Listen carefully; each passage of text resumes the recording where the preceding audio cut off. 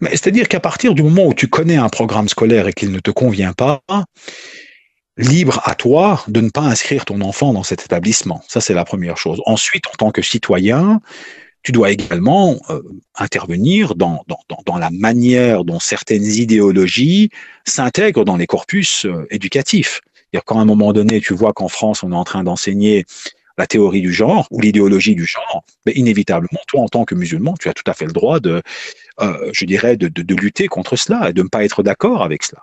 Tu vois. Et la question est de savoir aussi comment se fait-il que le système éducatif intègre de plus en plus des éléments idéologiques qui n'ont plus rien à voir avec l'éducation. Tu vois. Donc ça, c'est un élément. Le deuxième élément, c'est à partir du moment où il y a un système qui est en place, tu l'acceptes ou tu pars, ou tu vas dans un autre établissement. Mais tu peux pas, d'un côté, prendre les avantages, je dirais, de l'établissement et de l'éducation gratuite, et d'un autre côté, vouloir la faire à ta sauce. Ça, c'est pas possible non plus. Tu vois.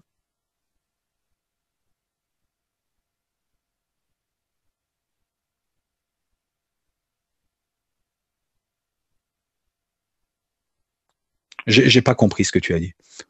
Ta conscience religieuse, elle reste à l'extérieur de l'école. Oui, oui, mais ta conscience religieuse peut rester à l'extérieur de l'école, mais au-delà même de ta conscience religieuse, tu es en train de parler à un citoyen français ou un citoyen européen qui a le droit de participer au débat de la manière dont les corpus éducatifs se font. C'est-à-dire qu'à un moment donné, si toi tu vis en France, tu payes tes impôts en France, tu payes tes taxes, tu payes tes charges sociales en France, au nom de quoi tu ne peux pas participer au débat qui font qu'à un moment donné, les associations, certaines associations qui promeuvent certaines idéologies, introduisent je dirais, dans les manuels scolaires, certaines orientations, certaines visions des choses qui sont inacceptables pour un musulman, par exemple, ou en tout cas pour un musulman qui adhère à certaines valeurs, tu vois. Et je pense que d'ailleurs cette lutte, elle est la même pour les chrétiens et les juifs. C'est pas juste quelque chose qui est pour les musulmans.